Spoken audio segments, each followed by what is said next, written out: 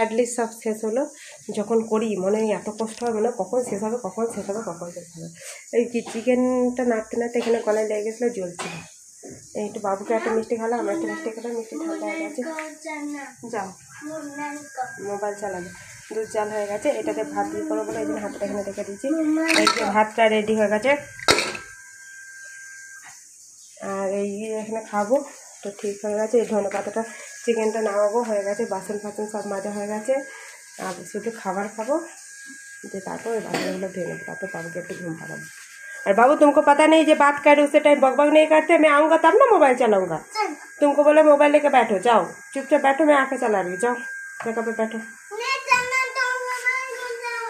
तो तुम देखो आगे चला क्यों नहीं चला।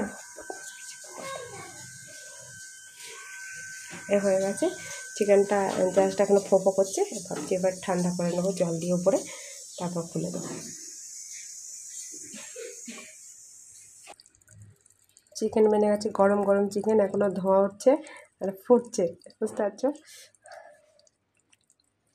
তোমরা এরকম গরম গরম বানাও আর খাওয়া স্টার্ট করে দাও।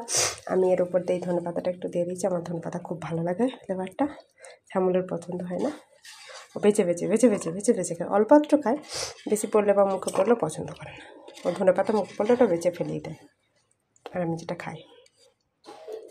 বাস রেডি, বাবুকে খাইয়ে দেবো, তারপর আমি খাবো।